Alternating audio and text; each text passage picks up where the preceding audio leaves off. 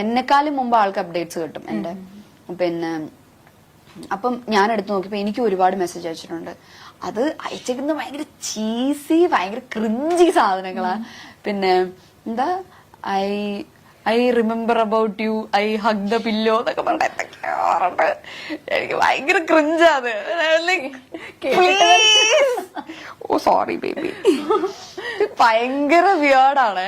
അപ്പൊ ഞാൻ ആലോചിക്കാ, എന്റെ നോർമൽ ലൈഫിലാണ് വെറുതെ എന്റെ പുറകെ നടന്നപ്പോൾ ഇത്രയും ഡയലോഗ് അടിച്ച് ഞാൻ ഓട്ടിക്കും. എനിക്ക് ഇഷ്ടമല്ല ഇങ്ങനത്തെയൊക്കെ പറയുന്നത്.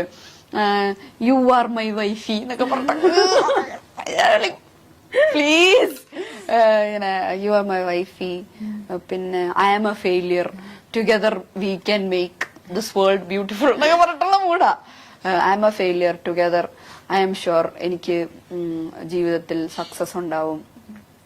പിന്നെ നമുക്ക് ഞാൻ എത്ര വർഷം വേണമെങ്കിലും കാത്തിരിക്കും. എന്തൊക്കെയോ കുറച്ച് ഈസി ഡയലോഗ്സ് ആണ്. അപ്പം അത് കഴിഞ്ഞപ്പോഴത്തേക്കും അതെ അവന് കളിക്കാൻ പറ്റില്ല, അവന് കേൾക്കാൻ പറ്റുന്നില്ല. അതെ ഭയങ്കര ക്രിഞ്ചായി പോയിരുന്നു. അപ്പൊ അങ്ങനെയൊക്കെ കഴിഞ്ഞപ്പോ ചേട്ടൻ ഇങ്ങനെ കണ്ടിന്യൂസ് ആയിട്ട് അയക്കുന്നുണ്ട്. ചേട്ടന് കണ്ടിന്യൂസ് ആയിട്ട് അയക്കുന്നുണ്ട്. ഓരോരുത്തർക്ക് ഇങ്ങനെ ഇതാകുന്നോണ്ട് അമ്മയുടെ ഫോണിലേക്ക് മെസ്സേജ്. അത് കോമഡി എന്ന് വെച്ച് കഴിഞ്ഞാൽ എന്റെ അമ്മയ്ക്ക് 2 ബ്യൂട്ടി സലൂൺസ് ഉണ്ട്. അപ്പം ഒരെണ്ണം നമ്മുടെ നാട്ടിൽ തന്നെ, ഒരെണ്ണം നമ്മുടെ വീടിന്റെ അവിടെ, അതായത് നമ്മുടെ മാരരി ബീച്ച് റിസോർട്ടിന്റെ അവിടെ, പിന്നെ ഒരെണ്ണം കണിച്ചുളങ്ങര എന്ന് പറഞ്ഞിട്ട് വേറെ സ്ഥലത്ത്, അതിന്റെ അടുത്ത് തന്നെ. അപ്പൊ ഈ കണിച്ചുളങ്ങര തുടങ്ങിയ പാർലറിന്റെ അടുത്ത് ഈ ആളുടെ ഏതോ ഒരു കസിനോ റിലേറ്റീവ് ആരും ഉണ്ട്. എങ്ങനെയോ പരിചയമുണ്ട്. റിലേറ്റീവ് ആണോ കസിൻ എന്താണെന്നൊന്നും എനിക്കറിയില്ല. എങ്ങനെയോ പരിചയമുണ്ട്. അവിടുന്ന് അമ്മയുടെ പാർലറിന്റെ അഡ്രസ് എടുത്തിട്ട്, ഫോൺ നമ്പർ ഉണ്ട് അവിടെ, ഫോൺ നമ്പർ എടുത്തിട്ട് അമ്മയുടെ ഫോണിലേക്ക് ടെക്സ്റ്റ് മെസ്സേജ് അയക്കാൻ തുടങ്ങി. മീനുനെ വിഷമിപ്പിക്കരുത് എന്നൊക്കെ പറഞ്ഞിട്ട്.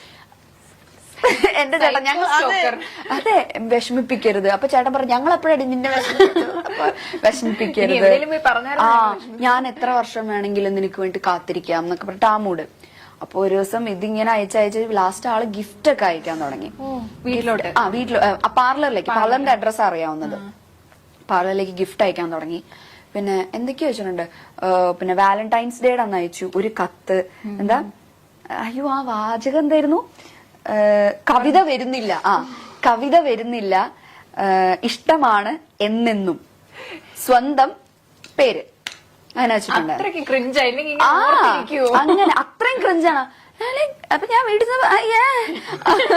എന്നിട്ടൊരു മയിൽപീലിയുടെ ഇതും സാരല്ല സാരല്ല സാരല്ല പോട്ടെ പോട്ടെ പോട്ടെ കുഴപ്പമില്ല കുഴപ്പമില്ല ഓ സാരല്ല സാരല്ല സാരല്ല പോട്ടെ പോട്ടെ പോട്ടെ ഇല്ല കുഴപ്പമില്ല കുഴപ്പമില്ല കുഴപ്പമില്ല കുഴപ്പമില്ല ഇല്ലില്ല കുഴപ്പമില്ല കുഴപ്പമില്ല അതെ ചാടിയതാ സാരല്ല സാരല്ല പോട്ടെ ഇല്ലില്ല ഞാൻ ഇറക്കാൻ നോക്കിയ വഴി അതാ ചാടിയതാ സാരല്ല പോട്ടെ സോറി സോറി ഓ ചാടിയില്ല ഞങ്ങൾ ചാടിയില്ല ഞങ്ങള് കുഴപ്പമില്ല കുഴപ്പമില്ല പേടിച്ചു പോയി പക്ഷെ നല്ല സാരല്ല പേടിച്ചുപോയി ഇല്ല അതെ അവനെ അവൻ എത്ര ഉണ്ടെന്ന് കുറച്ച് ചാടിയതാ ഇല്ല കുഴപ്പമൊന്നും പറ്റില്ല എന്താ കരഞ്ഞേനെ ഇതൊന്നും ഞങ്ങക്ക് പുത്തിരിയല്ല ഇല്ല കുഴപ്പമില്ല സാറില്ല ഇവനായോണ്ട് ഇറക്കി വല്ലവരെന്നെ ഇപ്പൊ കടിച്ചു കയറി കൊന്നേനെ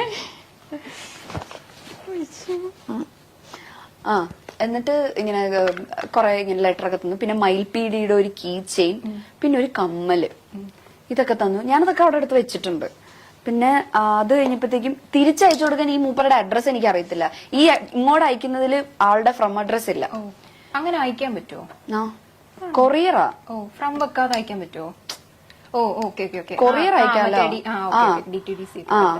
ഇതെന്തിന്റെ പ്രൊഫഷണൽ കൊറിയേഴ്സ് എന്തോ അങ്ങനെ എന്തോ ആണ് അപ്പൊ അമ്മ എന്നോട് ആദ്യത്തെ ഗിഫ്റ്റ് അയക്കുന്ന സമയത്ത് എന്റെ അടുത്ത് ഇങ്ങനെ പറഞ്ഞിട്ടുണ്ടായിരുന്നു പ്രൊഫഷണൽ കൊറിയേഴ്സ് എന്നത് എനിക്ക് പ്രൊഫഷണൽ കൊറിയേഴ്സ് വഴിയൊന്നും വരില്ല പ്രൊഫഷണൽ കൊറിയേഴ്സ് DTDC എന്തോ ആണ് വരില്ല എനിക്ക് പിന്നെ ആമസോൺ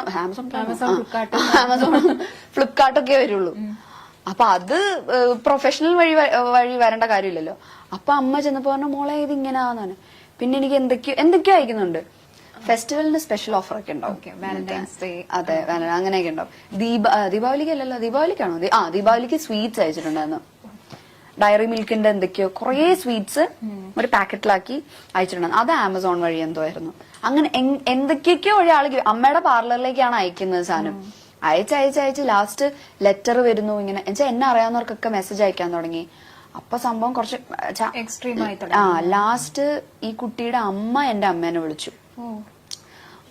എവിടെ ഇങ്ങനെ വീട് എവിടെയാ, അടുത്ത സൺഡേ ഞങ്ങൾ അങ്ങോട്ട് വന്നോട്ടെ എന്നൊക്കെ ചോദിച്ചിട്ട്.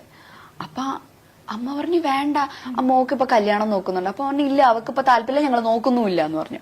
അപ്പൊ അവനെ പറഞ്ഞ അതെന്താ, മോക്ക് വേറെ ആരെങ്കിലും ഇഷ്ടമാണോ? അപ്പൊ അമ്മ പറഞ്ഞു അല്ല, അതുകൊണ്ടല്ല, ഞങ്ങൾക്ക് ഇപ്പൊ താല്പര്യം ഇല്ല. അപ്പം അവര് പറഞ്ഞു അല്ല, മോൻ ഇങ്ങനെ പുറത്ത് പോവാൻ വേണ്ടിയിട്ട് നിൽക്കുകയാണ്. അപ്പം ഇത് പുറകെ നടന്നിട്ട് അവൻ ആ കാര്യങ്ങളൊന്നും കോൺസെൻട്രേറ്റ് ചെയ്യുന്നില്ല. അപ്പൊ അതുകൊണ്ട് ഇനി ഇത് കയ്യിൽ നിന്ന് പോകുന്നു ഞങ്ങൾക്ക് പേടി. കാരണം എനിക്കൊന്ന് കുറെ നാൾ നോക്കിയിട്ടാണെന്ന്. അപ്പം അതുകൊണ്ട് ഇതിലൊരു ശ്രദ്ധ കൊടുക്കത്തില്ലെന്ന് വെച്ചാൽ ഞങ്ങൾ വിചാരിച്ചു പോകുന്നതിന് മുമ്പ് എൻഗേജ്മെന്റ് നടത്തി വെക്കാന്ന് വിചാരിച്ചു. അത് അവരെങ്ങ് തീരുമാനിച്ചത്.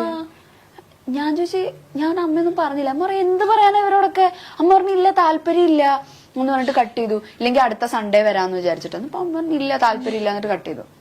അത് കഴിഞ്ഞ് പിന്നെ ഇങ്ങനെ ഒരുപാട് ഗിഫ്റ്റ്, ഞാൻ കാത്തിരിക്കും, ഭയങ്കര സ്റ്റോക്കിങ്, ഞാൻ കാത്തിരിക്കും, അങ്ങനെ ഇങ്ങനെ എന്നൊക്കെ പറഞ്ഞപ്പോ ഞാൻ പറഞ്ഞ അമ്മ ഞാൻ വിളിക്കാം. ഞാൻ വിളിച്ചിട്ട് ഡയറക്റ്റ് പറയാം എനിക്ക് ലാസ്റ്റ് അമ്മയുടെ ഫോണിൽ ടെക്സ്റ്റ് മെസ്സേജ് ആലോ അയക്കുന്നത്.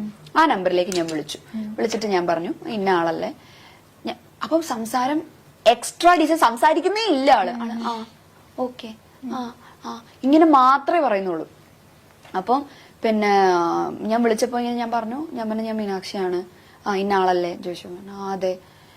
ഞാൻ പറഞ്ഞു ഞാൻ മീനാക്ഷിയാണ്, നിങ്ങളുടെ അമ്മ ഇങ്ങനെ വിളിച്ചിട്ടുണ്ടായിരുന്നു, സംസാരിച്ചിട്ടുണ്ട്, നിങ്ങൾ അയക്കുന്ന ഗിഫ്റ്റ് കിട്ടുന്നുണ്ട്, നിങ്ങൾ ഇപ്പം ആ ആരാധന എന്ന് പറയുന്ന അവിടെ വരെ ഇറ്റ്സ് ഓക്കെ, എനിക്ക് ഹാപ്പിയാണ്, ഞാൻ അതിനെ റെസ്പെക്ട് ചെയ്യുന്നു. പക്ഷെ അതിന്റെ അപ്പുറത്തേക്ക് പോവരുത്. എനിക്കും പേഴ്സണലി നിങ്ങൾ ഗിഫ്റ്റ് ഒക്കെ അയക്കുന്നത് എനിക്കും പേഴ്സണലി ഭയങ്കര ബുദ്ധിമുട്ടുണ്ടാക്കുന്നു. ഞാൻ അതൊന്നും ഉപയോഗിക്കുന്ന പോലും ഇല്ല, അതൊക്കെ ഇവിടെ വെറുതെ ഇരിക്കുക. വള എന്തൊക്കെയോ അയച്ചു തന്നിട്ടുണ്ട്. അപ്പൊ ഞാൻ പറഞ്ഞു അതൊക്കെ എനിക്ക് ഭയങ്കര ബുദ്ധിമുട്ടുണ്ടാക്കുന്നുണ്ട്. സോ അത് ചെയ്യരുത്. ആരാധന, ഇഷ്ടം അതൊക്കെ സമ്മതിച്ചു. പക്ഷെ ഇതിന് പ്രേമം, കല്യാണം അങ്ങനെയൊന്നും കൊണ്ടുപോകരുത്, ഭയങ്കര മോശമാണ്.